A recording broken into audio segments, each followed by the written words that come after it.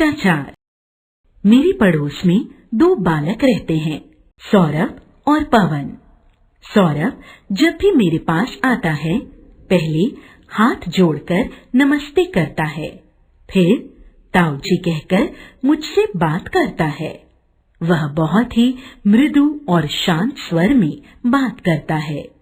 उसे सभी शिष्ट बालक कहते हैं। इसके विपरीत पवन दूर से ही चिल्लाता हुआ आता है। वह कहता है, मंटू के पापा, आपको मेरे पिताजी बुला रहे हैं। हमारे मोहल्ले के लोग सौरभ के व्यवहार की प्रशंसा करते नहीं थकते, जबकि पवन के व्यवहार की सभी निंदा करते हैं। सौरभ पढ़ाई में भी तेज, वह सभी का चहेता बना हुआ है।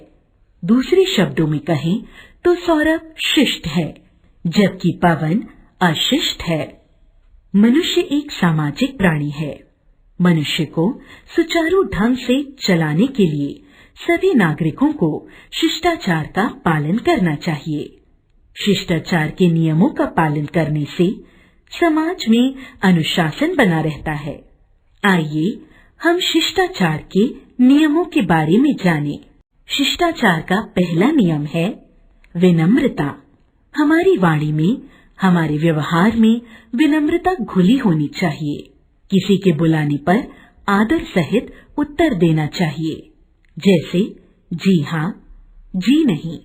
सुनने वालों को ऐसा न लगे कि लठ मारा जा रहा है। हमारी वाणी में मिठास घुली होनी चाहिए, कटुता या कर्कशता नहीं। विनम्रता केवल वाणी में ही नहीं, कर्म में भी इसकी झलक मिलनी चाहिए। घर पर किसी के आने पर हमें मुस्कुराकर उसका स्वागत करना चाहिए।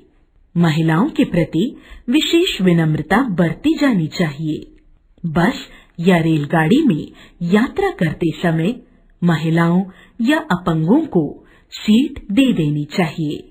इस प्रकार का आचरण शिष्टाचार कहलाता है। विनम्रता और दीनता में अंतर है। विनम्र होते हुए भी हमें अपने स्वाभिमान का विशेष ध्यान रखना चाहिए। विनम्र व्यवहार का अर्थ चापलूसी करना नहीं है। यदि कोई व्यक्ति हमारा तिरस्कार करता है, तो हमें इसका प्रतिकार करना चाहिए। किसी की कृपा प्राप्त करने के लिए दीनता प्रकट नहीं करनी चाहिए। शिष्टाचार का दूसरा नियम है दूसरों की निजता का सम्मान करना। प्रत्येक व्यक्ति का एक निजी जीवन होता है, हमें उसमें दखल नहीं देना चाहिए। हमें किसी का वेतन, उम्र तथा जाति के बारे में पूछने से बचना चाहिए। जब कोई कुछ लिख रहा हो, तब हमें ताक झाक नहीं करनी चाहिए।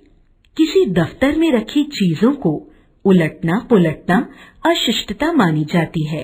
किसी का नाम लेने से पहले श्री, श्रीमती या कुमारी लगाना आदर होता है। कुछ लोग इनके स्थान पर डॉक्टर, बाबू, लाला, मियाँ, मिर्जा, मिस्टर आदि शब्दों का प्रयोग करते हैं। नाम के बाद जी लगाना भी शिष्टाचार माना जाता है। उदाहरणार्थ श्री मनोज कुमार जी, मिस्टर थॉमसन आदि। यदि कोई व्यक्ति कष्ट या असुविधा उठाकर हमारे लिए कोई काम करता है, तो हमें उसका धन्यवाद करना चाहिए। किसी से कोई काम करवाना हो तो कृपया शब्द का प्रयोग करना चाहिए, जैसे कृपया आप मुझे किताब दे दें। औरों के साथ भोजन करते समय भी शिष्टाचार का पालन करना चाहिए। हमें मनचाही वस्तु को खाने में अधीरता नहीं दिखानी चाहिए। भोजन चबाते समय मुंह से आवाज निकालना अशिष्टता की निशानी मानी जाती है। अपने से बड़ों के भोजन समाप्त कर देने के बाद भी खाते रहना ठीक नहीं है।